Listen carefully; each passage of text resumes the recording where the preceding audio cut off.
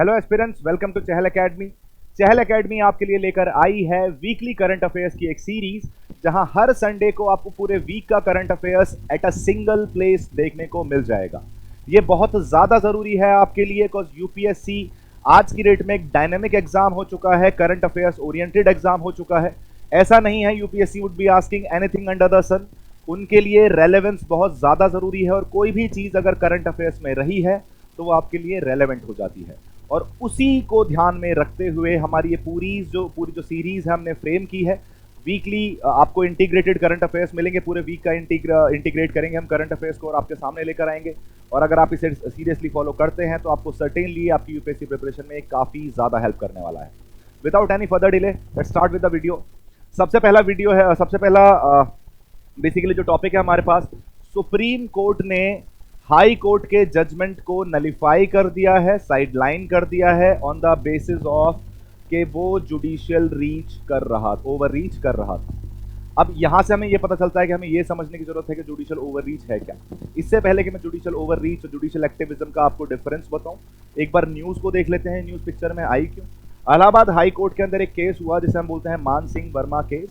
उसके अंदर Allahabad high court ने नार्कोटिक्स कंट्रोल ब्यूरो को, एनसीबी को, डायरेक्शन दिए कि उन्हें कंपनसेट करना पड़ेगा मान सिंह के रॉन्गफुल कंफाइनमेंट के लिए, right.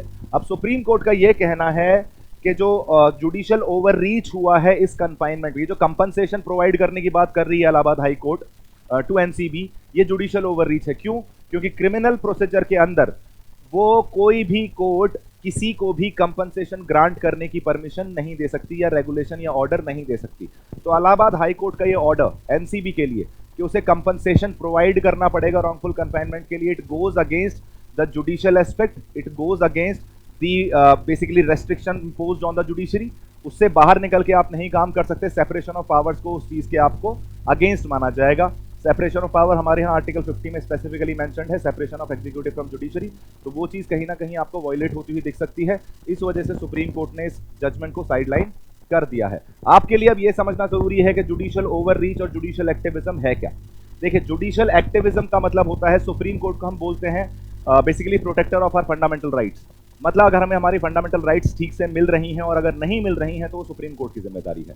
Supreme court is the guarantor of our fundamental rights, supreme court is the protector of constitution. तो जब भी उसे ऐसा लगता है, कभी भी उसको ऐसी फील आती है कि जो सिविलियंस हैं, जो सिटीजन्स हैं, उनकी राइट्स प्रोटेक्ट नहीं हो पा रही, तो वो खुद से एक सो मोटो इनिशिएटिव लेती है। उसको हम बोलते हैं जुडिशियल एक्टिविज्म।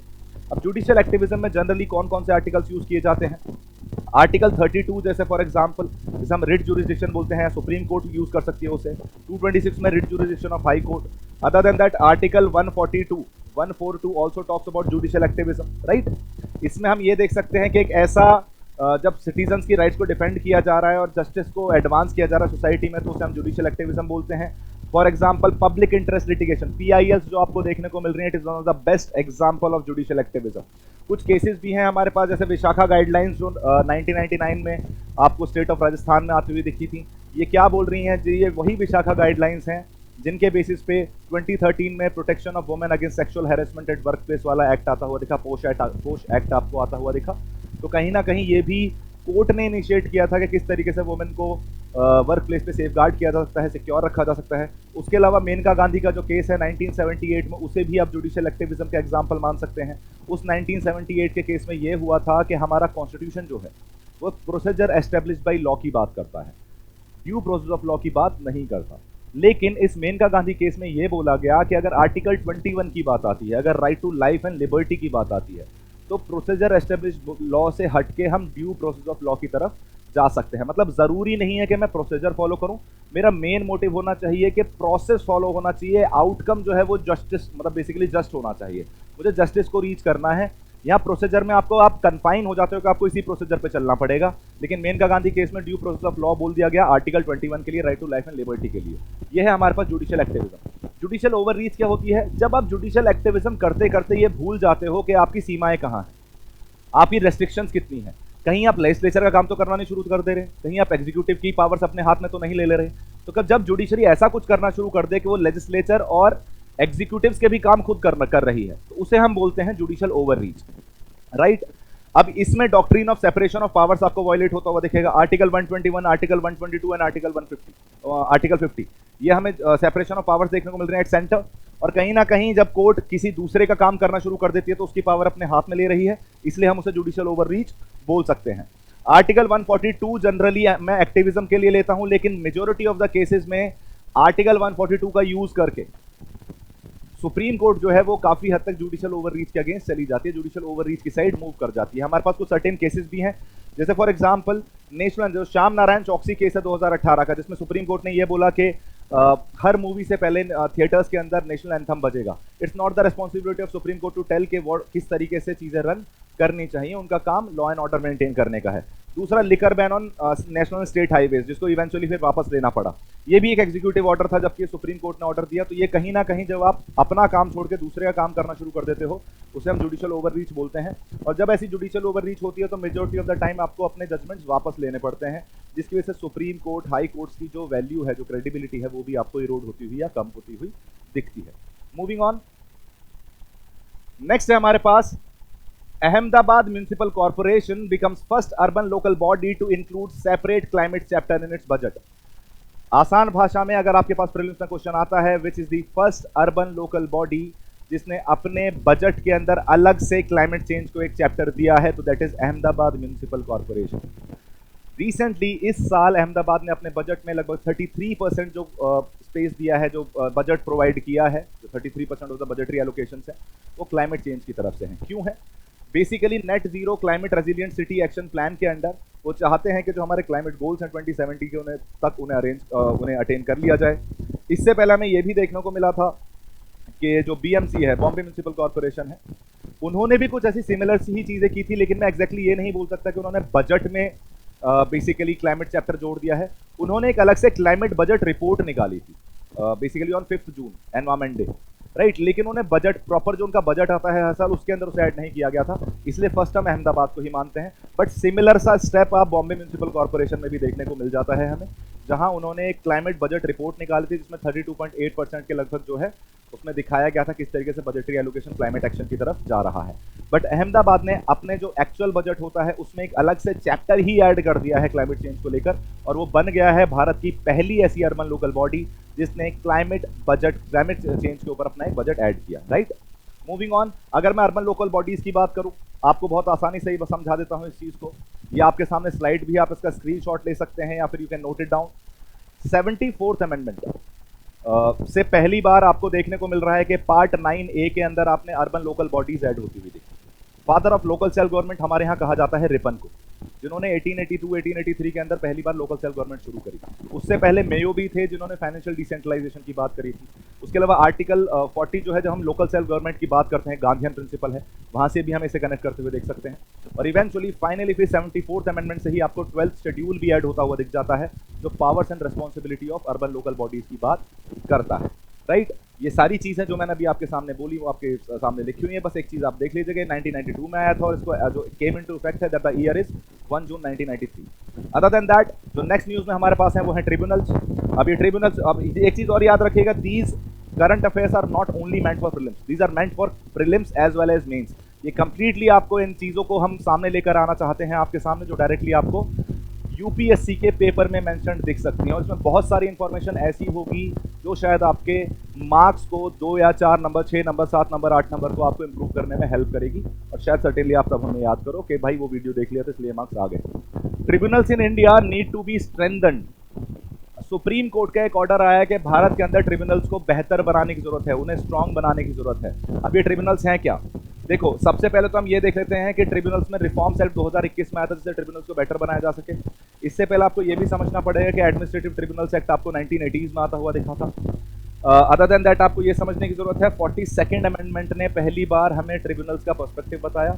हमारी कन्वेंशनल जुडिशरी जो है वो बहुत ज़्यादा बर्डन्ड है, उसमें ऑलरेडी बहुत सारे बैकलॉग केसेस हैं, तो हम नहीं चाहते कि कन्वेंशनल जुडिशरी के ऊपर ओवरलोड जो है वो जो बर्डन है वो और ज़्यादा बढ़े। इसलिए आपने क्या किया, जो गवर्नमेंट ऑफिशियल्स हैं, जो पब्लिक सर्वेंट्स हैं, उनका कोई डिसिप्लिनरी एक्शन है, उनका कोई रिक्रूटमेंट इशू है, उनका कोई करप्शन का इशू है, तो आप किधर जाके टैकल कर सकते हैं, उसे ट्रिब्यूनल की साइड जाके टैकल कर सकते हैं। तो कहीं ना कहीं कन्वेंशनल जुडिशरी के ऊपर बर्डन कम करने के लिए आप ट्रिब्यूनल सिस्टम लेके आए। आया कब? देख सकते हैं ये क्वासी जुडिशियल बॉडीज हैं, मतलब इनके पास जुडिशियल पावर्स भी हैं। क्वासी का मतलब होता है not exactly conventional judicial bodies but judiciary जैसी, इसलिए हम उसे क्वासी जुडिशियल बॉडीज बोल रहे हैं। ये ऐसी डिस्प्यूट्स को एजुडिकेट बनाने के लिए की गई थी जो किसी स्पेसिफिक मैटर पे फोकस कर रही हो। फॉर एग्जाम्पल 42nd अमेंडमेंट में 1976 में आपने पार्ट 14A ऐड किया, जिसके अंदर आपको 323 आर्टिकल देखने को मिल जा रहा है। 323A आर्टिकल डील करता है कॉन्स्टिट्यूशन बेसिकली जो हम बोलते हैं सेंट्रल एडमिनिस्ट्रेटिव ट्रिब्यूनल से और स्टेट एडमिनिस्ट्रेटिव ट्रिब्यूनल से। मतलब जब भी किसी पब्लिक सर्वेंट के साथ कुछ होगा या कोई इशू आता है तो उनका जो केसेस सॉल्व किए जाएंगे वो कहाँ किए जाएंगे, इन CAT में या फिर SATs में किए जाएंगे। फिर 323B भी हमारे पास देखने को मिलता है। ये अदर टाइप ऑफ ट्रिब्यूनल्स हैं, tax related, land related, legal related. अगर वो CAT और SAT के बेसिकली जुरिस्डिक्शन से बाहर हैं चीज़ें, वो पब्लिक सर्वेंट्स के बारे में बातें नहीं हो रही हैं, उनके डिसिप्लिनरी पर्सपेक्टिव से बातें नहीं हो रही हैं, तो हम 323B यूज़ करते हैं। तो 323A is about CAT and SATs and 323B is about other types of tribunal. For example NGT, जैसे मैंने बोला एनवायरमेंट के ऊपर मुझे एक ट्रिब्यूनल बना रहा है नेशनल ग्रीन ट्रिब्यूनल, तो वो 323B के अंडर बनाया जाएगा। ये सारी चीज़ें आपको मेंशन करते हुए दिख जाते हैं आपको। अभी रिसेंटली जो न्यूज़ में क्यों है ये, बेसिकली जो अपॉइंटमेंट ऑफ स्टाफ है, जो सर्विस कंडीशंस हैं, ये सब ट्रिब्यूनल के अंदर काफ़ी ज़्यादा प्रॉब्लमेटिक चल रही हैं। इनको बेहतर करने की ज़रूरत है, अदरवाइज ट्रिब्यूनल जो आपने एस्टेब्लिश किए हैं, जिस मोटिव के साथ, जिस ऑब्जेक्टिव के साथ किए हैं, वो शायद वो अचीव ना कर पाएँ। अगर हम ये बोलें कि इशूज़ क्या हैं, अगर इशूज़ ही देख लिए जाएँ कि ट्रिब्यूनल के साथ क्या इशूज़, और ये डायरेक्टली आपके लिए मेंस ओरिएंटेड क्वेश्चन भी हो सकता है। सबसे पहला इंडिपेंडेंस ऑफ ट्रिब्यूनल। ट्रिब्यूनल जो है वो आसानी से या इंडिपेंडेंटली काम नहीं कर पा रहे, आज़ादी के साथ काम नहीं कर पा रहे। उन्होंने बोला है कि जो एग्जीक्यूटिव पावर है, जब हम सिलेक्शन करते हैं ट्रिब्यूनल मेंबर्स का या उनके जो बेसिकली जितने भी जुडिशियल मेंबर्स हैं वहाँ, तो उनका सिलेक्शन जो है वो किसके हाथ में है, वो एग्जीक्यूटिव मेंबर्स के हाथ में है। इस सिलेक्शन प्रोसेस में टेक्निकल मेंबर्स को प्रेफरेंस दे दी जाती है कभी कभी, जिसकी वजह से जो जुडिशियल इंडिपेंडेंस है उस पर एक हार्म देखने को मिलता है। जुडिशियल इंडिपेंडेंस जो है वो नेगेटिवली इंपैक्ट होती दिखती है। Pendency of cases is the second issue. आपको ट्रिब्यूनल्स के अंदर भी पेंडेंसी ऑफ केसेस देखने को मिल चुकी है। फॉर एग्जांपल अगर 2021 की बात की जाए तो सेंट्रल गवर्नमेंट का जो इंडस्ट्रियल ट्रिब्यूनल है या कम लेबर कोर्ट्स हैं, उसमें 7312 पेंडिंग केसेस हैं। साथ के साथ अगर मैं आर्म फोर्स ट्रिब्यूनल्स की बात करूं तो उसमें 18829 पेंडिंग केसेस हैं। तो आप देख रहे हैं जो पेंडेंसी ऑफ केसेस है वो पहले कन्वेंशनल जुडिशरी तक सीमित थी, अब वो ट्रिब्यूनल तक भी पहुंच चुकी है। साथ के साथ बहुत बड़ा इशू ये है इंफ्रास्ट्रक्चर का। आपको इंफ्रास्ट्रक्चरल इशूज भी देखने को मिल जाते हैं। इसमें क्या क्या इंक्लूडेड है, आपके पास जो स्टाफ है, जो क्लरिकल स्टाफ है, जो टेक्निकल स्टाफ है, जो जुडिशियल स्टाफ है, उसमें थोड़ी सी कमी देखने को मिल रही है। वैकेंसीज अभी भी पेंडिंग है। सर्विस कंडीशंस जो है वो पुअर हैं। साथ के साथ ओवरलैपिंग ज्यूरिसडिक्शन भी आपको एक मेजर इशू देखने को मिल जाता है। कभी ना कभी ट्रिब्यूनल का जो काम है वो दूसरी कोर्ट्स भी कर लेती हैं। करप्शन के केस जैसे CATs को करप्शन और डिसिप्लिनरी एक्शन लेना, लेकिन सेम चीज के लिए आपको CVC और लोकपाल भी फंक्शन करता हुआ दिख जा रहा है। तो ये जो ओवरलैपिंग फंक्शन है ना कहीं कंफ्यूजन क्रिएट करते हैं जुडिशियल मैकेनिज्म के अंदर, जस्टिस डिलीवरी के अंदर।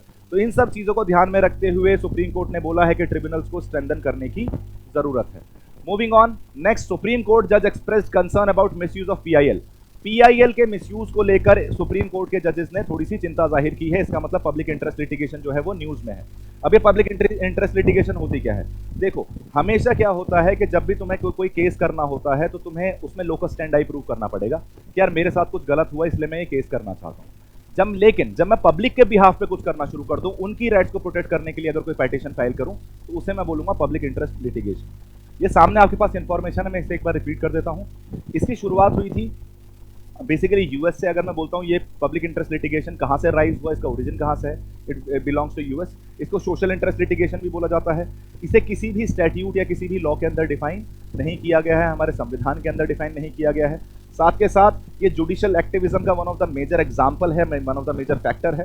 सुप्रीम कोर्ट आर्टिकल 32 के अंदर और हाई कोर्ट आर्टिकल 226 के अंदर पब्लिक इंटरेस्ट लिटिगेशन को एंटरटेन कर सकते हैं। इसके अलावा अगर इंफॉर्मेशन देखी जाए, देखो सबसे पहला केस हमें देखने को मिल रहा है मुंबई कामगार सभा वर्सेस अब्दुल भाई फैजुल्ला भाई 1976 का। इसमें कोर्ट ने यह बोला कि लोकस स्टैंड को साइडलाइन कभी कभी किया जा सकता है। सेकंड केस आपको यहाँ जो देखने को मिलेगा वो है हुसैन आरा खातून वर्सेस स्टेट ऑफ बिहार। ये अंडर ट्रायल प्रिजनर्स की कंसर्न्स को लेकर कपिला हिंगो रानी ने PIL की शुरुआत की थी। तो हम जब मैं नाम ले रहा हूँ वापस, तो ये जो हुसैन आरा खातून केस है इसको कंसिडर किया था one of the first case of PIL in India. इसको स्टार्ट किया था, जो उसमें एडवोकेट थी वो थी कपिला हिंगो रानी, और इसीलिए कपिला हिंगो रानी को आप मदर ऑफ PIL भी बोलते हैं इंडिया के अंदर। साथ के साथ जिसने एडमिट किया था इस पीआईएल को वो थे जस्टिस पीएन भगवती, और इसलिए पीएन भगवती को फादर ऑफ पीआईएल भी कहा जाता है भारत के अंदर। इसके अलावा जस्टिस वीआर कृष्णा अय्यर ने भी काफ़ी ज़्यादा हेल्प की है। तो जस्टिस पीएन भगवती और वीआर कृष्णा अय्यर को हम पब्लिक इंटरेस्ट लिटिगेशन का टॉर्च बियरर बोलते हैं भारत के अंदर। लेकिन अगर आपसे मदर एंड फादर पूछा जाए तो mother is Kapila Hingorani, father is basically justice PN Bhagwati, और जो पहला केस था पीआईएल का that is Hussain Ara Khatoon versus state of Bihar. ये हम ये बोल सकते हैं कि पीआईएल जो है एक मेजर टूल है सोशल जस्टिस का, क्योंकि हर किसी की इतनी कैपेसिटी नहीं होती कि कोर्ट को रीच कर सके और उनकी राइट जो है वो कंटिन्यूसली वायलेट होती रहती हैं। तो उनको प्रोटेक्ट करने के लिए ये एक बहुत बेहतर टूल है सोशल जस्टिस का। फॉर एग्जाम्पल ट्रिपल तलाक केस जो है वो भी पीआईएल के थ्रू ही आया था। जो हाजी अली श्राइन में वुमेन एक्सेस नहीं है उसके लिए भी पीआईएल दर्ज हो चुकी है। जो कंसेंशुअल होमोसेक्सुअल रिलेशंस हैं जो उसको लीगलाइजेशन हुआ, जो 377 सेक्शन का जो डीक्रिमिनलाइजेशन था वो भी एक पब्लिक इंटरेस्ट लिटिगेशन के बेसिस पर ही किया गया था। तो ये पीआईएल जो है काफ़ी ज़्यादा इंपॉर्टेंट टूल बन चुकी है आज के डेट में भारत में, अगर आप लोगों की फंडामेंटल राइट्स के कंटेक्स्ट में इस चीज़ के बारे में बात करने की बात करते हैं। तो next, Assam amends law on statutory autonomous council.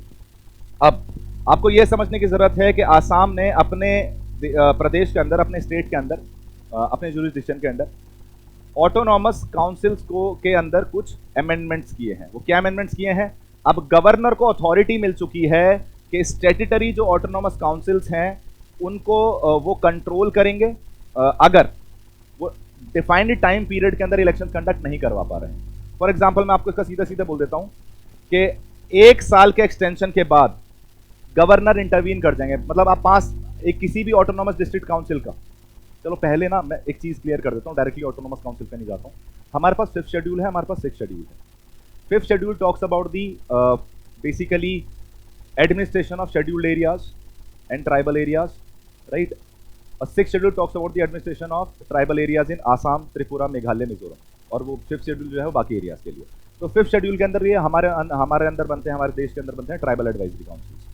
और जब मैं 6th शेड्यूल की बात करता हूँ, इन 4 स्टेट्स की बात करता हूँ, तो यहाँ बनते हैं ऑटोनॉमस डिस्ट्रिक्ट काउंसिल। इस ऑटोनॉमस डिस्ट्रिक्ट काउंसिल का जो टर्म होता है वो 5 साल होता है।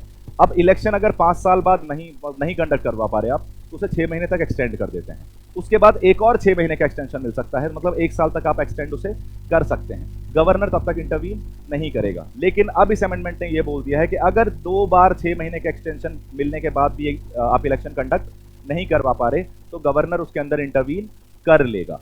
ये तो थी न्यूज़, जो बेसिकली जिस वजह से ये सारी चीज़ न्यूज़ में है। अब हमारे लिए ज़रूरी हो जाता है कि ऑटोनॉमस डिस्ट्रिक्ट काउंसिल को समझना और स्टैट्यूटरी ऑटोनॉमस काउंसिल्स को समझना। देखो, ये स्टेट लेजिस्लेचर द्वारा एस्टेब्लिश किए जाते हैं through laws passed by them. Assam के अंदर ऐसे सेवरल काउंसिल्स हैं जिसमें मैजिंग, थेंगाल, कचरी एंड अदर्स कम्युनिटीज आपको प्रेजेंट देखने को मिल जाती हैं। मणिपुर में भी ये प्रेजेंट है, 6 काउंसिल्स हैं ऐसी। ऑब्जेक्ट क्या है? जिसे सोशो इकोनॉमिक और एजुकेशनल पर्सपेक्टिव, एथनिक और कल्चरल डेवलपमेंटल पर्सपेक्टिव को ध्यान में रखा जा चुका है। किसके? ट्राइबल कम्युनिटीज के। पावर्स यहाँ है सारे, जितना भी एग्जीक्यूटिव कंट्रोल है 34 सब्जेक्ट्स के ऊपर, including cottage industries and other land and education type, ये सारा आपको ऑटोनॉमस काउंसिल्स के हाथ में देखने को मिलता है। अगर देखने को मिला कि ऑटोनॉमस काउंसिल्स कौन कौन सी हैं, तो मेघालय में हमारे पास है गारो, खासी, जैंतिया। मिजोरम के अंदर है चकमा, लाई और मारा। त्रिपुरा के अंदर है Tripura tribal areas autonomous district council. Assam के अंदर Dima Hasao, Karbi Anglong and Bodoland territorial council. ये हमारे पास आज की डेट में ऑटोनॉमस डिस्ट्रिक्ट काउंसिल देखने को मिल जा रही है आसाम में। और आसाम ने इनके अंदर वो इलेक्शन वाले, अगर इलेक्शन 1 साल के अंदर नहीं हो पाता है तो उसके अंदर गवर्नर का इंटरवेंशन को जस्टिफाई कर दिया है, अलाउ कर दिया है, राइट। कॉन्स्टिट्यूशनल ऑटोनॉमस काउंसिल अगर हम देखा जाए तो कौन से आर्टिकल के अंदर है? मैंने आपको बताया 6 शेड्यूल के अंदर बन रही है ऑटोनॉमस काउंसिल। आर्टिकल कौन सा है हमारे पास? आर्टिकल 244 है। 244 के अंदर हमारा 6 शेड्यूल वाले जो ऑटोनॉमस डिस्ट्रिक्ट काउंसिल है उसके साथ डील किया जाता है। कहाँ का है? आसाम, मेघालय, मिजोरम, त्रिपुरा। ये मल्टीपल ट्राइब्स अगर एक देश में एग्जिस्ट करती हैं, एक स्टेट में एग्जिस्ट करती हैं, तो उनकी आज़ादी के लिए, उनकी ऑटोनॉमी के लिए आप ऑटोनॉमस डिस्ट्रिक्ट काउंसिल बनाते हैं। साथ के साथ अगर एक ही ऑटोनॉमस डिस्ट्रिक्ट के अंदर मल्टीपल ट्राइब्स एग्जिस्ट कर रही हैं तो गवर्नर एक ऑटोनॉमस रीजन बना सकता है जिसके अंदर एक रेस्पेक्टिव रीजनल काउंसिल भी बन सकती है, राइट। आसाम के अंदर ऐसे 3 ADs हैं, जैसे मैंने आपको बताया, बोडोलैंड, दीमा हसाओ एंड कार्बी आंगलोंग। इसके अंदर मेंबर्स कितने हो सकते हैं? 30 मेंबर्स तक हो सकते हैं, जिसमें से 4 गवर्नर नॉमिनेट करेंगे और बाकी सारे इलेक्ट किए जाएंगे। याद रखना 30 मेंबर हो सकते हैं जिसमें से 4 नॉमिनेटेड है by governor, rest are elected. Exception क्या है? बोडो टेरिटोरियल काउंसिल के अंदर 46 मेंबर्स हैं। अभी डिफरेंशिएटर है, आपको याद रखने की जरूरत है कि बोडोलैंड टेरिटोरियल काउंसिल के अंदर लगभग आपको 46 मेंबर्स देखने को मिलते हैं, ऑल्दो इनका नंबर्स कितना है? 30 मेंबर्स। टर्म कितना है? 5 इयर्स का है। पावर क्या है? Legislative, executive, judicial and financial powers, मतलब ऑलमोस्ट सारी पावर आपको इनके हाथ में देखने को मिलेगी। साथ में गवर्नर की पावर क्या है, गवर्नर इन जो ऑटोनोमस डिस्ट्रिक्ट काउंसिल हैं इनको बना सकता है और इन्हें मॉडिफाई भी कर सकता है, और वो जब आपने अमेंडमेंट देखा उसके बाद से अगर इलेक्शन कंडक्ट नहीं हो पाते हैं तो गवर्नर को पावर मिल जाती है इंटरवीन करके। अब हम बात करने वाले हैं इस वीक के इकोनॉमी से रिलेटेड, इकोनॉमिक्स से रिलेटेड इंपॉर्टेंट करंट अफेयर्स के बारे में। और सबसे पहले हम देखने वाले हैं इंपॉर्टेंट स्कीम्स को। इन स्कीम्स में जो सबसे पहले हम स्कीम के बारे में पढ़ने वाले हैं वो है स्वावलंबी स्कीम। अगर मैं स्कीम के बारे में बात करूं तो इस स्कीम का फोकस है यहाँ पर इंक्लूसिव डेवलपमेंट को प्रमोट करना।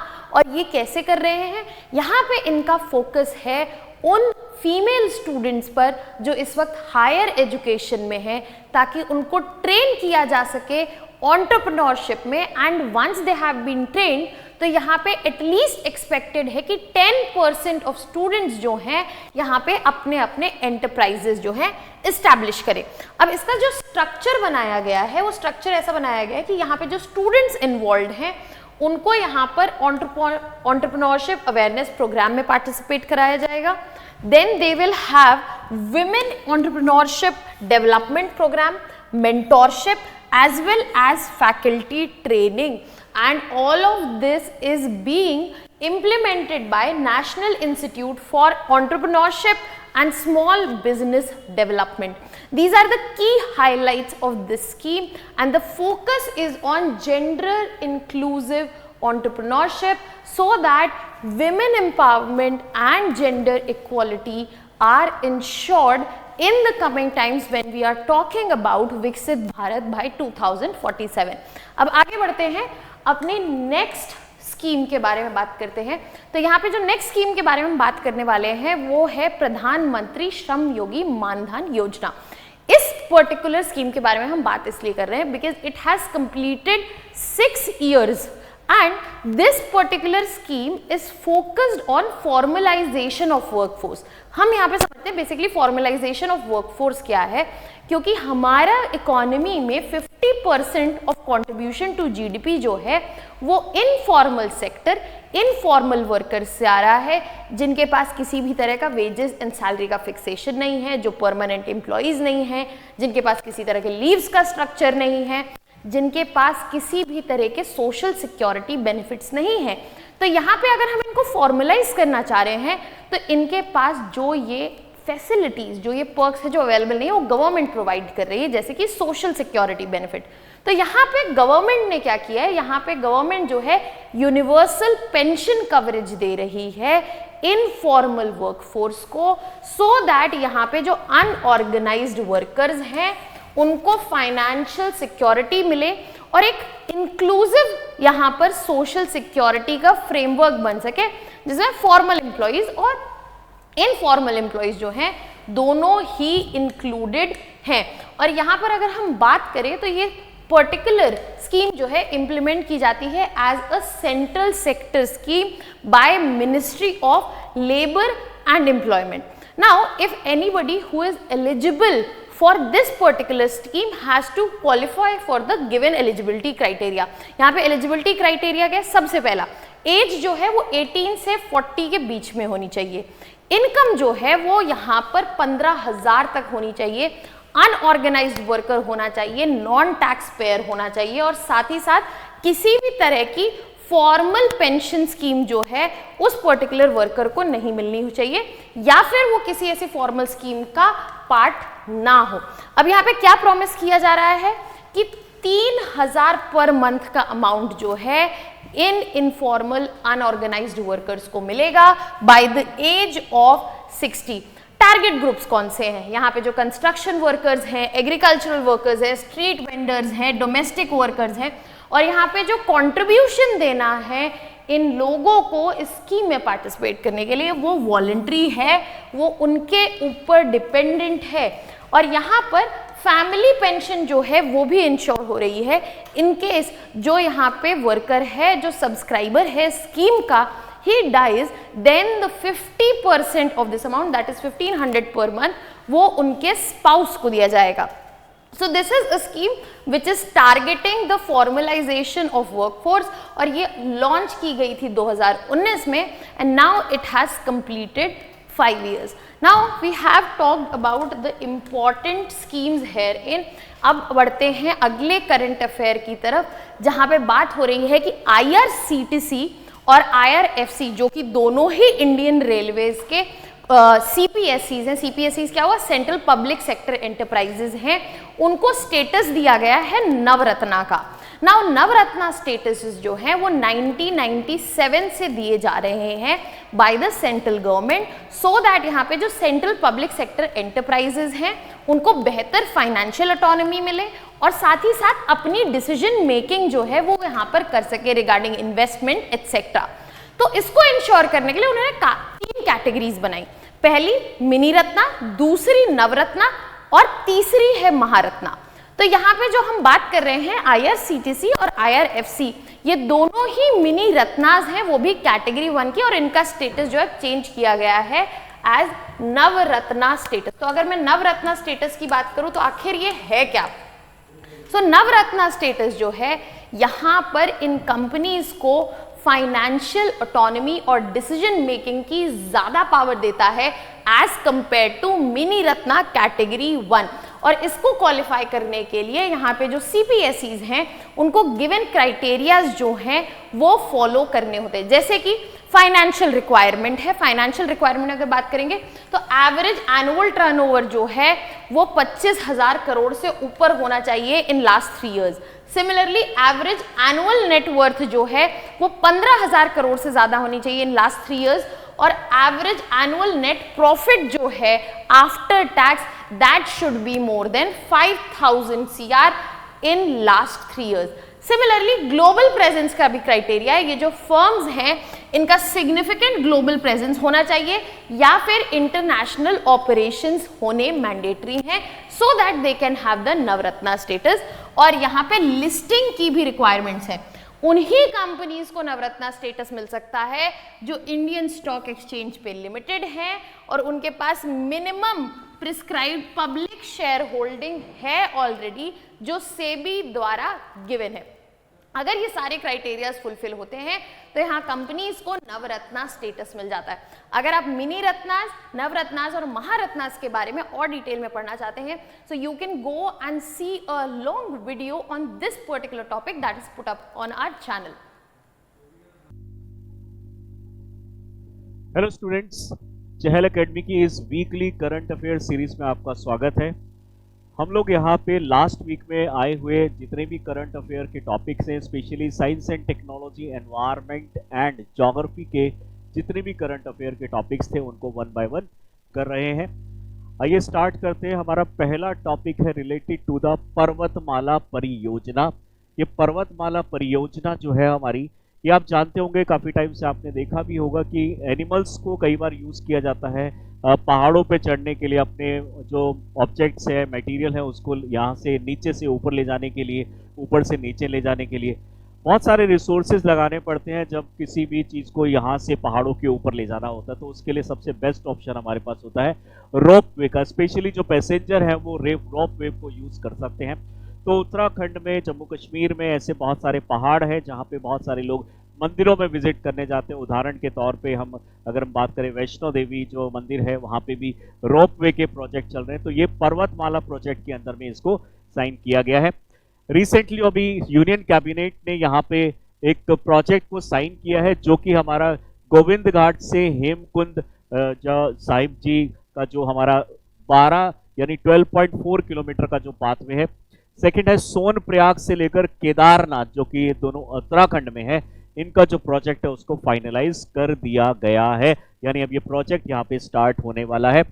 नोडल मिनिस्ट्री की अगर हम बात करेंगे तो ये road transport and highway ministry के अंदर में इसको कंसीडर किया जाएगा।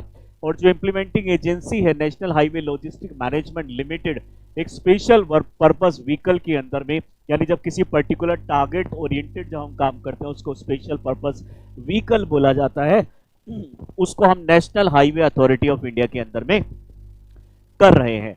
यहाँ पे अगर हम बात करें the project will be executed through a PPP function होगा यहाँ पे, पब्लिक प्राइवेट पार्टनरशिप, यानी यहाँ पे प्राइवेट भी यहाँ पे फाइनेंशियल एड देंगे, पब्लिक यानी गवर्नमेंट की तरफ से भी यहाँ पे आएगा और उस मोड में इसको स्टार्ट किया जाएगा। कुछ टाइम तक हमारी जो प्राइवेट कंपनीज है उसको देंगे, उसके बाद में ये गवर्नमेंट को सौंप दिया जाएगा। इस तरह के प्रोजेक्ट यहाँ पे लाया गया है, with the government of India contributing 60%, यानी टोटल का 60% गवर्नमेंट ऑफ इंडिया फंड देगी, बाकी जो 40% है वो प्राइवेट फंडिंग से आएगा। यहाँ पे अगर हम बात करें तो it will facilitate the last mile connectivity, environmental sustainable है, क्योंकि जब भी जितने भी कार व्हीकल्स जो यूज़ किए जाते हैं पहाड़ों रीजन पे, डेफिनेटली उससे पॉल्यूशन भी होता है और पहाड़ी वाले जो रीजन्स होते हैं उनको हमें बचाना बहुत ज़्यादा ज़रूरी है पॉल्यूशन से। नेक्स्ट है हमारे पास well suited for challenging terrains, ऐसी टेरेन्स है जहां आप ऊपर पहाड़ पे नहीं जा सकते हैं, तो यहाँ पे इसकी वजह से और इसकी मदद से कोई भी पर्सन नीचे से ऊपर और ऊपर से नीचे पहाड़ों पे पहुंच सकता है। बढ़ते हैं सेकेंड न्यूज की तरफ में। सेकेंड न्यूज हमारी रिलेटेड है फिस्कल सपोर्ट एग्रीमेंट से रिलेटेड, जो कि अभी सेमीकंडक्टर के लिए साइन किया गया है, यानी हम इंडिया में ही सेमीकंडक्टर के हब बनना चाहते हैं। आप जानते होंगे जितने भी हमारे लाइट एमिटिंग डायोड और जितने भी हमारे इलेक्ट्रिकल व्हीकल्स या फिर आजकल जितने भी हमारे इलेक्ट्रिकल एंड इलेक्ट्रॉनिक अप्लायंसेज आते हैं उसमें एक बहुत कॉमन चीज़ है सेमीकंडक्टर। तो सेमीकंडक्टर बनाने के लिए जितने भी मटेरियल्स चाहिए वो इंडिया में काफ़ी हद तक अवेलेबल है, कुछ हम चाइना या दूसरी कंट्री से इंपोर्ट करते हैं और इस वजह से क्योंकि सारे हमें नहीं मिलते हैं इंडिया के अंदर में, इसलिए हमें डायरेक्टली चाइना या दूसरी कंट्री से इंपोर्ट करने पड़ते थे। लेकिन अभी गवर्नमेंट ऑफ इंडिया ने डिसीजन लिया है कि हम सारी चीज़ें अब इंडिया में ही माइन करेंगे और जितना हो सकेगा इंडिया में ही सेमीकंडक्टर को प्रोड्यूस करेंगे और उसके लिए एक फिस्कल सपोर्ट यहाँ पे भी सेमीकंडक्टर के लिए बना दिया गया है। यहाँ ये मेन प्रोजेक्ट स्टार्ट होगा धोलेरा, जो कि गुजरात के अंदर में है। यहाँ पे अगर हम बात करेंगे तो एग्रीमेंट साइन हुआ between the Indian semiconductor mission ISM के बीच में, टाटा इलेक्ट्रॉनिक प्राइवेट लिमिटेड के बीच में and Tata semiconductor manufacturing private limited के बीच में। इन तीन बॉडी के बीच में एग्रीमेंट साइन हुआ है और गवर्नमेंट ऑफ इंडिया बहुत इंटरेस्टेड है कि सेमीकंडक्टर हम इंडिया में बनाए और हमारी जो मोस्ट ट्रस्टेड कंपनीज में से एक कंपनी है टाटा, और वो अगर इंडिया को बनाएगी तो डेफिनेटली हमें फायदा होने वाला है। टोटल प्रोजेक्ट की जो कॉस्ट एस्टिमेट की जा रही है 91,000 करोड़ या इससे ज़्यादा हो सकती है, जिसमें 50,000 से ज़्यादा वेफर्स यानी जो प्रोडक्ट्स है पर मंथ के बेसिस पे इनिशियली बनाए जाएंगे, धीरे धीरे इसको बढ़ा दिया जाएगा। यहाँ पे अगर government of India through Indian semiconductor mission जो हमने कुछ साल पहले लॉन्च किया था उसके अंदर में यहाँ पे 50% का फिस्कल सपोर्ट परिपस्सु बेसिस पे दे रही है। परिपस्सु का मतलब होता है बराबर बेसिस पे दे रही है, यानी प्राइवेट भी इसमें पार्टनरशिप होगी, गवर्नमेंट की भी पार्टनरशिप होगी और फिर जाके हम यहाँ पे हब बनना चाहते हैं सेमीकंडक्टर का।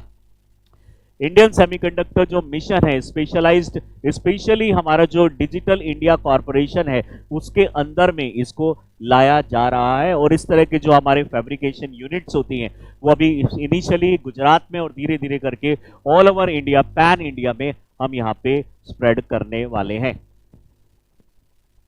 अगर हम semiconductor India mission Semicon India mission की अगर हम बात करेंगे तो यहाँ पे हमें डिस्प्ले मैन्युफैक्चरिंग, डिज़ाइन इकोसिस्टम और पूरे सेमीकंडक्टर्स को डेवलप किया जाएगा। इस तरह की लैब में R&D की जाएगी और उसके बाद में यूनिट्स के अंदर में मैन्युफैक्चरिंग यूनिट्स में इसको बनाया जाएगा। फाइनेंशियल आउटले अगर देखें इंडिया के अंदर में जितना सेमीकंडक्टर का है लगभग 76,000 करोड़ रुपीस का इन्वेस्टमेंट इनिशियल बेसिस पे हमें चाहिए होगा और modified scheme for setting up semiconductor fabs यानी इसमें जो फैब्रिकेशन लेबोरेटरीज हैं वो इंडिया के अंदर में इसमें सेटअप करना पड़ेगा। डिस्प्ले फैब भी इंडिया के अंदर में हमें इस स्कीम के अंदर में कंडक्ट करना पड़ेगा और सेटिंग करना पड़ेगा कंपाउंड, यानी जिसमें बहुत सारी चीज़ें एक साथ होंगी, जैसे कि सिलिकॉन फोटोनिक्स होगा, सेंसर फैब्स होंगे, फैब्रिकेशन मशीन्स होंगी, डिस्क्रीट सेमीकंडक्टर फैब्स होंगे, फैब्रिकेशन मशीन्स होंगी, सेमीकंडक्टर असेंबली मशीन्स है, टेस्टिंग है, मार्किंग है, पैकिंग है, यानी OSAT फैसिलिटीज़ है, उसको पूरा पैक करके एक्सपोर्ट करना, ये सारी चीज़ें फैसिलिटीज़। डिज़ाइन लिंक्ड इंसेंटिव, जैसे कि प्रोडक्शन लिंक्ड इंसेंटिव्स होते हैं, बिल्कुल ऐसे ही डिज़ाइन लिंक्ड इंसेंटिव्स जिसमें पेटेंट राइट्स इंडियन अगर मैन्युफैक्चरर है तो उसको मिलेगा और उसके बेसिस पे उसको उसके रॉयल्टी भी पे की जाएगी और इस बेसिस पे इंडिया में यहाँ पे एक बहुत बड़े लेवल पे हम लोग सेमीकंडक्टर्स को डेवलप करने वाले हैं। तो आपको याद रहना चाहिए कि ये पहला कहाँ पे खुल रहा है, प्लस में कौन कौन सी कंपनीज इसमें इन्वॉल्व है और लगभग आपको कितना जो कॉस्ट है इसमें लगने वाला है। नेक्स्ट हमारा जो टॉपिक है करंट अफेयर में, union government approve funding for project lion. India के अंदर में आप जानते होंगे कि लायन जो है उसकी बहुत बड़ी इंपॉर्टेंस है, जंगल का राजा भी इसको बोला जाता है। इसकी पॉपुलेशन लेकिन धीरे धीरे कम होती जा रही है और गवर्नमेंट ऑफ इंडिया एफर्ट डाल रही है कि जितने भी हमारे कैट जो कैटेगरी के जितने भी एनिमल्स हैं, जैसे कि लिपर्ड हो गया, टाइगर हो गया, चीता हो गया, लायन हो गया, इन सभी को हमें बचाना है। इंटरनेशनल कैट अलायंस भी हमने रिसेंटली ज्वाइन किया है इसके लिए। Centre aims to track wildlife disease, specially इन्होंने देखा कि बेबीसियोसिस एक डिजीज है जो जूनोटिक डिजीज है, एनिमल से हमारे ह्यूमंस के अंदर भी ये डिजीज आ जाती है और ये डिजीज की वजह से लगभग 21 लायन जितना तक रिकॉर्ड हमें मिला है गुजरात के अंदर में इस डिजीज की वजह से डेथ हो गई है, जो कि एक बहुत ही खतरनाक या फिर बोल सकते हैं बीमारी है इन एनिमल्स के लिए। इस वजह से हमें पूरा क्योर रखना पड़ेगा, इन एनिमल्स को बचा के रखना पड़ेगा। आखिरकार ये हमारे जो इकोलॉजिकल बैलेंस है उसको मेंटेन करके रखते हैं, इकोटोन का भी पार्ट है, नीश का भी पार्ट है। हालांकि ये मेजर नीश के अंदर में आते हैं, लेकिन फिर भी यानी अगर इनको कोई फ्यूचर में अगर कोई प्रॉब्लम होती है तो अपना सोर्स ऑफ फूड जो है वो चेंज कर देते हैं, जिसको हम मेजर नीश बोलते हैं। और ये 4 फोकस इसमें एरियाज हैं, यानी हम सर्विलेंस करेंगे, इसमें GPS system, AI system, artificial intelligence, उन दोनों को यूज करके इनके नंबर्स को कंट्रोल किया जाएगा, सर्विलेंस किया जाएगा और इसमें पोचिंग वगैरह को रोका जाएगा, रेस्पॉन्स किया जाएगा, प्रिवेंशन किया जाएगा और प्रिपेयर्डनेस के लिए कोई मिसहैपनिंग, जो फ्यूचर में कोई एक्सीडेंट ना हो, कोई प्रॉब्लम ना हो, उसके लिए पहले से ही कैसे हमें उसे बचाया जा सके, तो प्रिपेयर्ड भी हमें उसके लिए रहना पड़ेगा।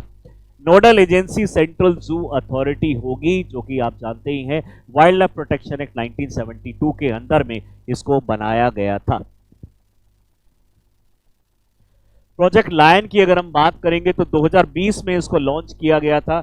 असिस्ट टू सिक्योर एशियाटिक जो लायंस है, इस तरह के लायन है आप जानते ही हैं, इनको बचाने के लिए IUCN जो international union for conservation of nature है, उसके वल्नरेबल कैटेगरी में आता है ये पर्टिकुलर एनिमल। और वाइल्ड लाइफ प्रोटेक्शन एक्ट के अंदर में भी शेड्यूल 1 और शेड्यूल 4 का ये एनिमल है। आप जानते होंगे रिसेंटली हमने वाइल्ड लाइफ प्रोटेक्शन एक्ट के अंदर में अमेंडमेंट्स लाए हैं, जिसमें हमने शेड्यूल 4 जो है वो एक तरीके से साइट्स की जितनी भी जो convention on international trade in endangered species of wild flora and fauna है, उस साइट्स का भी इंडिया मेंबर बन गया है प्रॉपर। और अब हमारे अपेंडिक्स के अंदर में हमारे जो शेड्यूल्स है उसके अंदर में साइट्स का भी अपेंडिक्स मेंशन किया जाता है लास्ट ईयर से। इंटरनेशनल बिग कैट अलायंस भी हमने 2023 में ज्वाइन किया है, जिसमें पूरे बहुत सारी कंट्रीज मिलके इन कैट जो स्पीशीज है इसको बचाने की कोशिश में लगी हैं। ग्रेटर गिर कॉन्सेप्ट की अगर हम बात करेंगे तो गिर एक ऐसा एरिया है गुजरात के अंदर में जो इन एनिमल्स को काफ़ी लॉन्ग मीन्स बहुत पास्ट से ही इन एनिमल्स को प्रोटेक्ट करता आया है।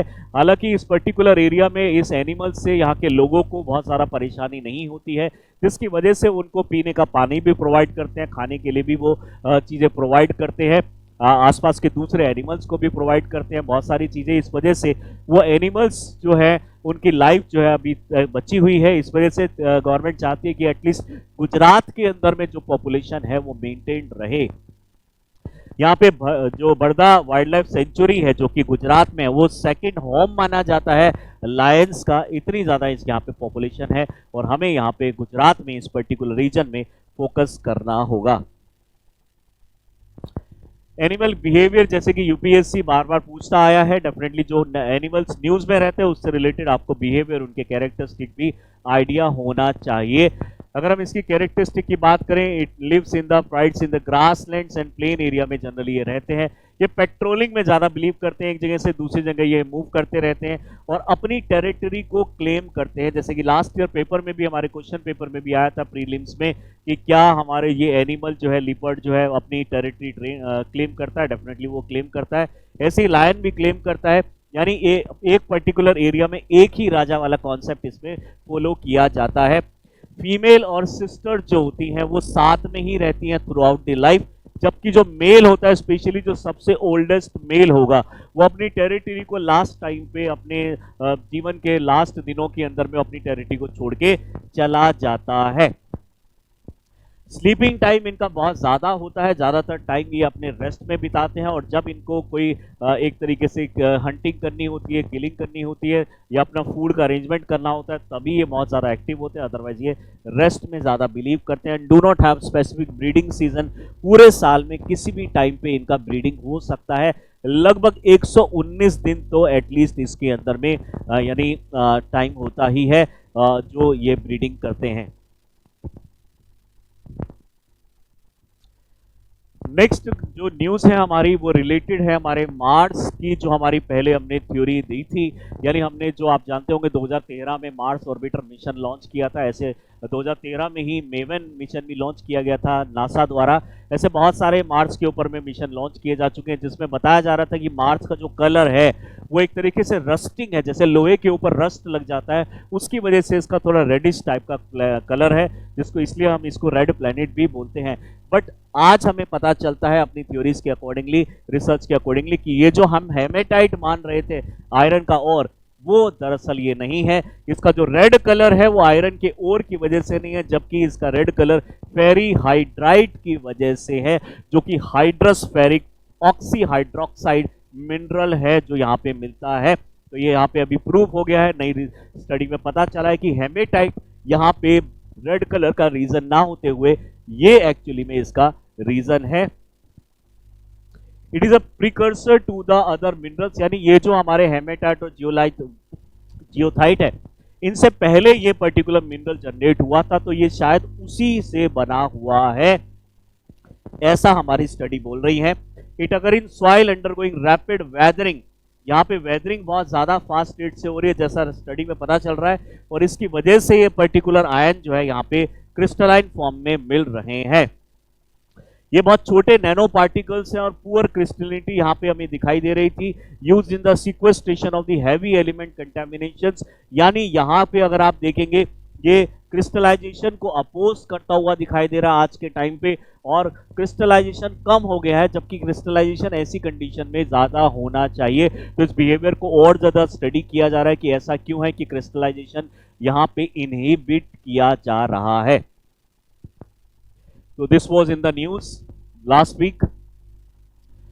नेक्स्ट बात करते हैं, हमारे प्राइम मिनिस्टर ने अभी 7th मीटिंग करी है national board for wild life. आप जानते होंगे कि एनिमल्स से रिलेटेड या वाइल्ड लाइफ से रिलेटेड सबसे जो अपेक्स बॉडी, सबसे बड़ी बॉडी जो इंडिया में है वो है national board for wild life, NBWL, और इनके जो चेयरमैन है वो हमारे प्राइम मिनिस्टर ऑफ इंडिया ही हैं। तो ये सारी चीज़ें, कोई भी चेंजेस अगर इसमें करना होता है तो प्राइम मिनिस्टर और इनके जो हमारे 46 अदर मेंबर्स हैं वो ही लेते हैं डिसीजन। अब इसके अंदर में अगर हम देखेंगे टोटल 46 मेंबर्स हैं और इन्होंने डिसीजन लिया है कि हम हाईटेक टेक्नोलॉजीज को यूज करेंगे अपने एनिमल्स और प्लांट्स को बचाने के लिए।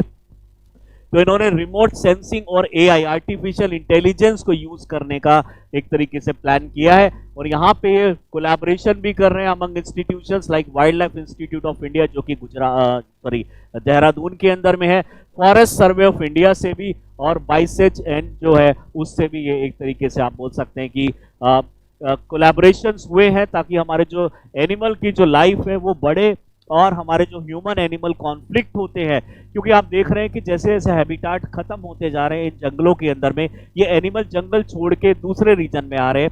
कुछ टाइम पहले आपने दिल्ली के आसपास में भी कुछ चीता को टाइगर को घूमते हुए देखा। ऐसे बहुत सारे एनिमल हैं जो अब शहरों की तरफ में बढ़ रहे हैं, क्योंकि उनका खुद का ओरिजिनल हैबिटाट खत्म होता जा रहा है, और उसकी वजह से ह्यूमन और एनिमल कॉन्फ्लिक्ट होते हैं। तो हमारे प्राइम मिनिस्टर और ये national board of wild life नहीं चाहते कि इस तरीके से इनकी पॉपुलेशन कम हो जाए, तो डेफिनेटली उसके लिए एफर्ट्स डालने के लिए यहाँ पे प्रोग्राम जो है लाया गया है, जिसमें डिसाइड किया गया है कि हम एनिमल्स को बचाने के लिए अलग अलग मोड पे काम करेंगे। जैसे कि अगर हम बात करें सबसे पहले एक बहुत बड़ा स्टेप लिया गया कि पहली बार इंडिया के अंदर में डॉल्फिन, जो कि एक मैमल है, जिसको हम जनरली फिश मानते हैं बट वो एक्चुअली में मैमल है, उसका पहला कॉम्प्रिहेंसिव सर्वे हुआ है, मेनली गंगा, ब्रह्मपुत्रा और इंडस की कुछ ट्रिब्यूटरीज जैसे बियास के अंदर में। यहाँ पे सर्वे किया गया कि टोटल इंडिया के अंदर में कितनी डॉल्फिन है, तो लगभग 6324 डॉल्फिन इंडिया के अंदर में पाई गई। सॉरी, जिसमें से सबसे कम जो डॉल्फिन इनको दिखी है वो है ब्यास रिवर में। ब्यास रिवर में अभी फिलहाल का डेटा अगर हम देखें सिर्फ 3 डॉल्फिन इनको मिली है। ज्यादातर डॉल्फिन जो इनको है उत्तर प्रदेश में गंगा रिवर के ऊपर में इनको मिली है। तो सबसे ज्यादा डॉल्फिन उत्तर प्रदेश के अंदर में है, उसके बाद में बिहार के अंदर में है, then we have West Bengal और उसके बाद में आसाम। ये आपको याद रखना चाहिए अपने नेक्स्ट एग्जाम के लिए, स्पेशली यूपीएससी।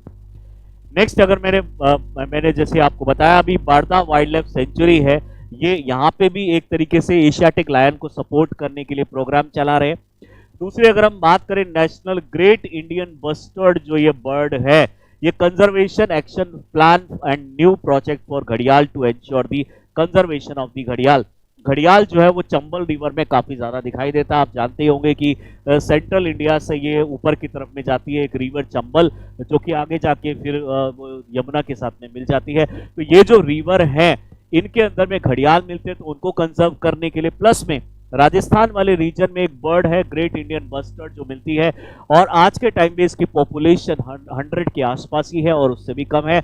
इस वजह से इसकी पॉपुलेशन बढ़ाने के लिए अब ये देखा गया है कि जब ग्रेट इंडियन बस्टर्ड जब गुजरात वाले रीजन से, राजस्थान वाले रीजन से, जो एडजॉइनिंग पाकिस्तान का रीजन है, जब वहां पे फ्लाई करके पहुंचती है तो पाकिस्तानी जस्ट इसलिए इसको किल कर देते हैं क्योंकि इसके नाम में इंडियन वर्ड यूज किया गया है। तो डेफिनेटली ये एक बहुत ही गलत चीज जो है पाकिस्तान करता है। इसको रोकने के लिए भी इंडियन गवर्नमेंट स्टेप उठा रही है कि इस तरीके से किलिंग हम एक्सेप्ट नहीं करेंगे। दूसरा है चीता को इंट्रोड्यूस किया जा रहा है दूसरी कंट्री से, स्पेशली अफ्रीकन कंट्री से। 1960 के बाद में हम चीता को देखते हैं कि इंडिया के अंदर में चीता लगभग खत्म हो गए थे और रीइंट्रोडक्शन प्रोग्राम इंडिया गवर्नमेंट की जो है इंडियन गवर्नमेंट चला रही है, जिसके अंदर में अफ्रीकन कंट्री से हम यहाँ पे, जैसे कि यहाँ पे गांधी सागर सेंचुरी मध्य प्रदेश में, बानी ग्रासलैंड गुजरात के अंदर में, यहाँ पे चीता की पॉपुलेशन को बढ़ाने की कोशिश की जा रही है। नेक्स्ट अगर हम बात करें establishment of the national reference centre for wild life, Junagadh में ये लाया जा रहा है और यहाँ पे भी हम, जैसे मैंने बताया आपको, एशियाटिक लायन की पॉपुलेशन को बढ़ाने के लिए हम यहाँ पे स्टेप्स उठा रहे हैं। गवर्नमेंट ऑफ इंडिया यहाँ पे स्टेप उठा रही है। बात करते हैं national board for wild life. ये जैसे मैंने स्टार्टिंग में ही बताया, ये हमारे वाइल्ड लाइफ प्रोटेक्शन एक्ट 1972 के अंदर में इसको बनाया गया है। प्राइम मिनिस्टर इसके मेन चेयरपर्सन होते हैं। उसके बाद में यूनियन मिनिस्टर जो होंगे एनवायरमेंट फॉरेस्ट के, वो सेकंड पोस्ट पे होंगे और उसके बाद बहुत सारे इसमें सेक्रेटरीज लेवल के लोग होते हैं, एनवायरमेंटलिस्ट होते हैं इसके अंदर में। इसके अंदर में जो डायरेक्टर जनरल ऑफ फॉरेस्ट होते हैं उनको भी इंक्लूड किया जाता है, चीफ ऑफ आर्मी को भी इसमें इंक्लूड किया जाता है, एनजीओज को भी इंक्लूड किया जाता है और सबको मिला के टोटल 47 की स्ट्रेंथ होना जरूरी है अगर कोई भी स्टेप आप किसी भी रिजर्व एरिया के कंटेक्स्ट में ले रहे हैं तो। नेक्स्ट न्यूज है हमारी बायोफ्यूल से रिलेटेड, जिसमें बताया जा रहा है कि India has emerged as world's third largest, India आज के टाइम में third largest biofuel produce producer बन गया है। अब अगर हम बात करेंगे तो बायोफ्यूल्स वो फ्यूल्स होते हैं जो ऑर्गेनिक मैटर से मिलते हैं, अलग अलग प्रोसेस लगा के उसमें हम बायोफ्यूल्स को बनाते हैं। तो ये रिन्यूएबल एनर्जी सोर्स माना जाता है, जिसके अंदर में एथेनॉल, जो लिक्विड बायोफ्यूल्स है जैसे कि एथेनॉल, बायोडीजल, बायोमेथेनॉल जो है, बायोगैस भी इसके अंदर में आती है, bio liquefied natural gas, compressed natural gas, solid biomass, ये सारी चीजें जो है बायोफ्यूल कहलाती है। जनवरी 2025 के कंटेक्स्ट में अगर हम देखें तो India has achieve 19.6% ethanol blending in petrol, यानी पेट्रोल के अंदर में हम 19.6% का बायोडीजल और बायो जो फ्यूल्स है उसको ऐड कर सकते हैं और ये 20% पहुंच जाएगा कुछ पर्टिकुलर साल के बाद में। और हमारा टारगेट है कि 2030 तक हम इसको मैक्सिमम बायोफ्यूल को यूज कर रहे हो। अब बायोडीजल जो होता है या फिर बायोफ्यूल्स होते हैं स्पेशली, उनको हम जनरेशन वाइज डिवाइड कर सकते हैं, जैसे जनरेशन 1, 2, 3 एंड 4। जनरेशन 1 बायोफ्यूल का क्या मतलब है? इसका मतलब है कि कॉर्न, व्हीट, शुगर बीट और राइस ब्रांड से जो आप बायोफ्यूल बना रहे हैं उनको फर्स्ट जनरेशन में कैटेगरी में लिया गया है। Second generation non edible biomass से लाया जाता है, जैसे कि wood, grass, straw and waste, इनसे सेकेंड जनरेशन बायोफ्यूल्स बनाए जाते हैं।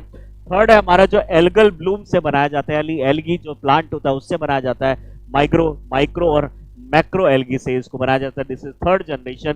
This is second generation. और फोर्थ जनरेशन में हम जेनेटिक इंजीनियरिंग भी यूज कर सकते हैं, पायरोलाइसिस जिसमें हीट किया जाता है 1165 डिग्री से ज्यादा टेम्परेचर पे, solar fuels, genetic algae, gasification process करके जो आज बायोफ्यूल बनाए जा रहे हैं, that is known as fourth generation fuel. तो पहले हम यहाँ पे थे, फिर हम सेकंड जनरेशन पे पहुंचे, फिर थर्ड जनरेशन, और आज के टाइम पे हम और यानी कम से कम इनपुट लेके मैक्सिमम आउटपुट हम ले सकते हैं इस बायोफ्यूल की कैटेगरी में। नेक्स्ट क्वेश्चन, नेक्स्ट जो हमारा टॉपिक है वो रिलेटेड है थोरियम से रिलेटेड। रिसेंटली चाइना ने प्रोक्लेम किया है कि हमारे पास एक बहुत बड़ा रिजर्व थोरियम का मिला है। तो ये अपने सर्वे में बताते हैं कि अब हमारे पास वो जो पहले वाला जितना हम बोल रहे थे उससे कहीं ज़्यादा यानी 1 मिलियन टन्स तक हमारे पास थोरियम हो सकता है। हालांकि IAEA international atomic energy agency ने इस प्रोक्लेमेशन को गलत ठहराया है। उसने बोला है कि आपके पास 10 लाख नहीं 1 लाख टन्स आपके पास थोरियम हो सकता है। बट जितना भी है अभी फिलहाल के लिए जो चाइना बोल रहा है कि it estimated that Bayan Obo mining जो है, इनकी माइन जो है वहां पे इनको लगभग 1 मिलियन टन्स का थोरियम तो मिल ही गया है। इसके बाद अगर हम बात करें तो थोरियम एक ऐसा सोर्स है, रेडियो एक्टिव सोर्स है जो बहुत लॉन्ग टाइम तक हमें एनर्जी प्रोवाइड कर सकता है। हालांकि इंडिया सबसे ज्यादा रिजर्व रखता है आज के टाइम पे, इंडिया सबसे ज्यादा रिजर्व रखता है, उसके बाद ब्राजील है, उसके बाद ऑस्ट्रेलिया, उसके बाद यूएसए है। लेकिन धीरे धीरे हम देखेंगे कि चाइना अपने एक तरीके से अपना रिजर्व जो है वो ज्यादा दिखा रहा है या फिर एक्चुअल में है। एक्चुअली में इसके बारे में, चाइना के बारे में हम ज्यादा बोल भी नहीं सकते, लेकिन जो प्रोक्लेमेशन है वो ये बता रहे हैं कि इंडिया के आसपास या इंडिया से थोड़ा सा कम ही इनके पास थोरियम प्रेजेंट है। वो तो टाइम ही बताएगा। अगर हम इसकी बात करेंगे तो ये वाले रीजन, डार्क वाले रीजन ये शो कर रहे हैं कि यहाँ पे सबसे ज्यादा थोरियम रिजर्व मिलता है। तो आंध्र प्रदेश की साइड में हमें सबसे ज्यादा, फिर तमिलनाडु में, फिर केरला में, फिर बिहार में हमें थोरियम के रिजर्व्स मिलते हैं।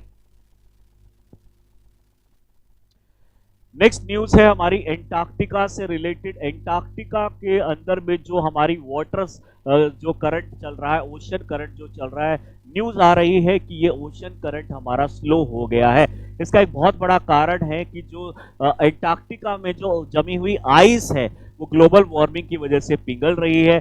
पिघलने की वजह से जो लिक्विड वाटर है हमारा, वो फ्रेश वाटर जो है, जो आइस से निकला है, वो समुद्र में जाके उसकी सैलिनिटी को कम कर रहा है। और समुद्र के अंदर में सैलिनिटी जितनी कम होगी, ओशन करंट उतना ही स्लो हो जाता है।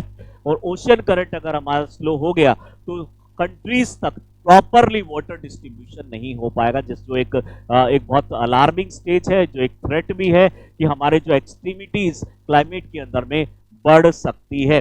ऐसी न्यूज यहाँ से आ रही है फिलहाल के लिए। अगर हम बात करें, scientist have warned that ACC यानी जो एंटार्क्टिक सरकमपोलर करंट है, जो कि हमारा एंटार्क्टिका के चारों तरफ ये चलता है, ये स्लो डाउन हो गया और 20% तक स्लो डाउन हो जाएगा 2050 तक। माना जा रहा है कि 2050 तक काफी ज्यादा जो आइस है एंटार्क्टिका की वो पिघल चुकी होगी और यहाँ पे सैलिनिटी पानी की, ओशन की कम हो चुकी होगी, जिसकी वजह से ये बहुत ज्यादा स्लो हो सकता है। तो ये भी काफी एक तरीके से एक थ्रेटनिंग न्यूज है जो हमें आजकल देखने को मिल रही है। एंटार्क्टिका सरकमपोलर करंट की अगर हम बात करें तो ये सबसे स्ट्रॉन्गेस्ट करंट होता है। आप जानते होंगे कि अटलांटिक करंट है हमारे पास, वो पैसिफिक ओशन करंट है, इंडियन ओशन करंट होते हैं हमारे पास, और सबसे ज्यादा जिसमें डिस्टर्बेंस भी कम होती है वो है हमारे पास एंटार्क्टिक सरकमपोलर जो करंट है। और ये ही हमारा धीरे धीरे स्लो होता जा रहा है। इसकी डायरेक्शन हमारी वही है जो हमारी अर्थ की डायरेक्शन है, यानी जो वेस्ट टू ईस्ट ये डायरेक्शन में मूव करता है। Only current that goes all the way around the planet, एक ऐसा करंट है जो पूरे ग्लोब को यानी एक तरीके से मूव करता है। अगर हम यहाँ बात करें इक्वेटर है तो ये यहाँ पे चारों तरफ में करंट, वाटर करंट ये चलता है। ये कोल्ड करंट है जो एंटार्क्टिका के ऊपर हमारे जो आइलैंड्स है और जो हमारे जो कॉन्टिनेंट्स है उसके नीचे बीच में यानी साउथ जो ओशियन है उसमें ये चलता है। Significantly influences the Uptake of the heat and carbon dioxide, इससे बहुत ज़्यादा नुकसान होने वाला है, क्योंकि जो सैलाइन वाटर है वो एक बहुत अच्छा एब्जॉर्बर होता है कार्बन डाइऑक्साइड का, लेकिन अगर इसकी सैलिनिटी कम हो गई तो कार्बन डाइऑक्साइड भी एब्जॉर्ब नहीं हो पाएगी और कहीं पे रेनफॉल ज़्यादा हो जाएगी, कहीं पे ड्रॉट ज़्यादा हो जाएगी, तो एक्सट्रीमिटीज़ भी यहाँ पे बढ़ने वाली है। प्लस में एनिमल्स जो है उनको भी मूव करना पड़ सकता है, यानी माइग्रेट करना पड़ सकता है, जैसे कि एल नीनो लालीना कंडीशन में एनिमल्स स्पेशली जो एक्वेटिक एनिमल्स हैं मूव करते हैं, उसी तरीके से एनिमल को भी मूव करना पड़ सकता है। अब इसका जो मेन रीजन है, जैसे मैंने बताया, यहाँ पे मेन रीजन यहाँ पे जो बताया जा रहा है कि इसकी वजह से सैलिनिटी कम हो रही है, और वो एक मेन रीजन यहाँ पे बन के आ रहा है। नेक्स्ट न्यूज हमारा रिलेटेड है टू द एनिमल्स, स्पेशली अगर हम बात करें जो एनिमल्स होते हैं उसमें इस तरह की जो डिसीजेज हैं, फुट एंड माउथ डिसीजेज हो गया, लंपी स्किन डिसीजेज हो गया, इनको कम करने के लिए अभी फिलहाल यूनियन कैबिनेट ने अप्रूव किया revision of the livestock यानी एनिमल्स से related health and disease control programme, जिसपे गवर्नमेंट ऑफ इंडिया ने कुछ पैसे रिलीज किए हैं, फंड दिया है, ताकि ये एनिमल्स के ऊपर में हम क्योर कर सके, इनको प्रिवेंट कर सके, डिजीज से बचा सके। इसके अंदर में मेडिकेशन सिस्टम होगा, जेनेरिक मेडिसिन इंडिया में ही बनाई जाएंगी एनिमल्स का, क्योंकि जो बाहर से मेडिसिन आती हैं वो बहुत सारा कॉस्टली होती है। इंडिया चाहता है कि हम खुद जेनेरिक मेडिसिन बनाएं, क्योंकि हम पहले से ही वर्ल्ड को, पूरे वर्ल्ड को, इंडिया को पहले से ही बोला जाता है pharmacy of the poor world. पूरे वर्ल्ड को लगभग 70% जेनेरिक मेडिसिन जब इंडिया ही प्रोवाइड कर रहा है, तो हम एनिमल्स को क्यों नहीं प्रोवाइड कर सकते। तो उस वजह से ये यहाँ पे लाया गया है, और इस प्रोग्राम को वैसे तो 2022 में ही लाया गया था, लेकिन अब इसका जो रिवीजन किया गया है 2025 के अंदर में, और इस तरह की डिजीजेस को कम करने के लिए यहाँ पे मेन टारगेट रखा गया है। प्रोग्राम की अगर हम बात करेंगे तो इस प्रोग्राम के अंदर में 3 चीजें हैं। सबसे पहले तो हमें डिजीजेस का सर्वेलेंस करना है कि कौन से रीजन में कहाँ कितनी डिजीज होती है, किस वजह से डिजीज हो रही है। दूसरा है उन पर्टिकुलर स्टेट्स की, हमें उस पर्टिकुलर रीजन की हमें कैपेसिटी बिल्डिंग करनी है ताकि वो फाइट कर सके इन तरह की डिजीजेस से। दूसरा है कि वेटरनरी जो है इंफ्रास्ट्रक्चर यानी डॉक्टर्स और इंफ्रास्ट्रक्चर ये हमें बढ़ाना पड़ेगा, जो एनिमल्स के डॉक्टर्स हैं उनके नंबर्स भी हमें बढ़ाने पड़ेंगे। इसके 3 कंपोनेंट है, national animal disease control programme, livestock health and disease control, and पशु औषधि। पशु औषधि में जैसे मैंने बताया आपको, बहुत ही कम रेट में जेनेरिक मेडिसिन एनिमल्स के लिए हम प्रोवाइड करना चाहते हैं। रिसेंटली ये जो रिवीजन हुआ है उसमें इसी चीज को नया ऐड किया गया है। Is the new component added to the scheme for improving availability of the generic veterinary medicine through the network of PM Kisan योजना, जो है समृद्धि केंद्र और जो कोऑपरेटिव सोसाइटीज है उन सब में ये प्रोवाइड किया जाएगा, और ट्रेनिंग भी लोगों को दी जाएगी इस कंटेक्स्ट में। नेक्स्ट न्यूज आ रही है कैंपा से, कंपेंसेटरी एफॉरेस्टेशन फंड से। जो कैग की रिसेंट रिपोर्ट आई है, controller and auditor general of India, उन्होंने बोला है कि कैंपा के लिए जितना भी फंड आया था वो फंड गलत जगह पे यूज हुआ है। ये कैंपा का फंड होता है जिसमें फॉरेस्ट को जब किसी कंपनी को दिया जाता है, मान लीजिए कोई एक पर्टिकुलर फॉरेस्ट एरिया है और आपको कोई पर्टिकुलर एरिया किसी कंपनी इंडस्ट्री को अलॉट करना है, तो उस कंपनी की ड्यूटी बनती है कि इतना ही लैंड किसी दूसरे एरिया में सेम फर्टिलिटी के साथ में गवर्नमेंट को प्रोवाइड करे, और गवर्नमेंट को इसकी वैल्यू भी प्रोवाइड करनी पड़ेगी। और जो पैसा गवर्नमेंट के पास आता है वो पैसा इसी फॉरेस्ट की प्रोटेक्शन में लगता है, जो गवर्नमेंट दूसरे एरिया में अब इसको ग्रो कर रही है। बट इसका जो खर्चा हुआ है, इसमें काफ़ी ज़्यादा खर्चा लैपटॉप्स खरीदने में, मोबाइल्स खरीदने में और इस तरह के डिवाइसेस खरीदने में, जो कि हमारे लिए बहुत ज़्यादा ज़रूरी नहीं थे, ऐसा कैग रिपोर्ट में पता चला है। तो ये response was sought from Uttarakhand से, ये चीफ सेक्रेटरी के यहाँ से मिसयूज का यहाँ पे एक केस दिख रहा है। यहाँ पे compensatory afforestation fund planning authority जो है कैंपा, वो फंड को गलत तरीके से यूज करने के बारे में कैग ने यहाँ पे हमें बताया है। डाइवर्टेड हो गया नॉन फॉरेस्ट यूजेस के लिए, और यहाँ पे प्रॉपरली इसको यूटिलाइज नहीं किया गया है, और इसके ऊपर में अभी चार्जेस लगाए जा रहे हैं, और जो ऑफिसर्स इसमें इन्वॉल्व है उनके पूछताछ भी यहाँ पे चालू की गई है। नेक्स्ट अगर हम बात करेंगे तो फॉरेस्ट राइट एक्ट जो है, कंजर्वेशन एक्ट 1980 के अंदर में हम फॉरेस्ट को बचाते हैं, और इसी राइट के अंदर में कैंपा को बनाया गया था, और कैंपा के अंदर में जब कंपनी को फॉरेस्ट की लैंड अलॉट की जाती है तो नॉन फॉरेस्ट एरिया में फॉरेस्ट ग्रो करने पड़ते हैं, तो वो उस कंपनी की ड्यूटी बनती है कि वो उसका पैसा दे, और वो पैसा जो आएगा उसको गलत जगह पे यूटिलाइज ना करे। ये कैंपा की एक तरीके से लाइबिलिटी है, लेकिन वो गलत तरीके से जब यूज करेंगे तो डेफिनेटली इस तरह के चार्जेस लगना लाजमी है।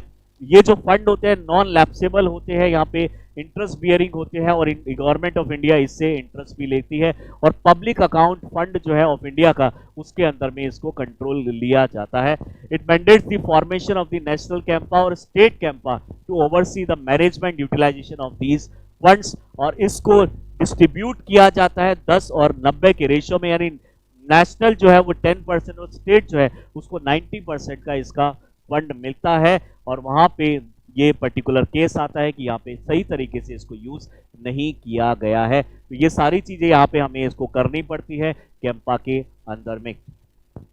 नेक्स्ट न्यूज है हमारी related to the electronics.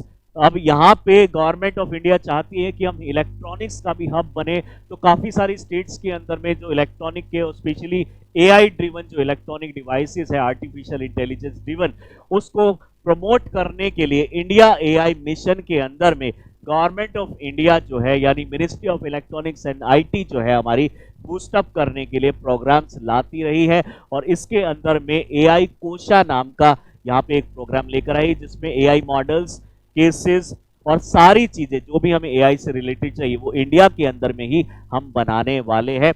India AI compute portal भी बनाया जाएगा, जिसके अंदर में आप जानते होंगे कि 10,000 जीपीयू ग्राफिकल जो प्रोसेसिंग यूनिट्स होते हैं वो कम रेट पे कंपनीज को प्रोवाइड किए जाएंगे।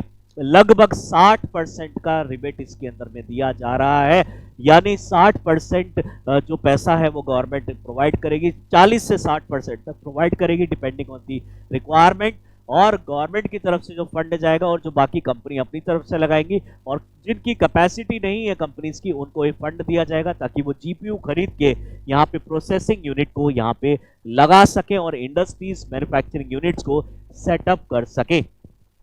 इसके अंदर में I got AI for government official ये पोर्टल भी यहाँ पे लाया गया है, एक प्लेटफॉर्म कर्मयोगी प्रोग्राम भी लाया गया है, और इस प्लेटफॉर्म के अंदर में सारी चीजों को अपडेट भी किया जाएगा। यहाँ पे स्टार्टअप्स को एक्सेलरेट किया जा रहा है, यानी एक तरीके से बूस्टअप करने के लिए फंड सिस्टम भी स्टार्ट किया गया है, प्लस में इंडिया एआई इनोवेशन चैलेंज जो हमारे पास है उसको भी टैकल किया जाएगा, प्लस में फ्यूचर में होने वाले जो प्रोग्राम्स है उसके लिए फेलोशिप प्रोग्राम भी यहाँ पे लाया जा रहा है। मकसद साफ है, एआई स्किल और कॉम्पिटेंसी को हमें यहाँ पे बढ़ाना होगा। तो ये थे हमारे लास्ट वीक में आज जितने भी करंट अफेयर है। अब हम मिलते हैं next week next current affair के साथ में, तब तक के लिए बाय एंड थैंक यू।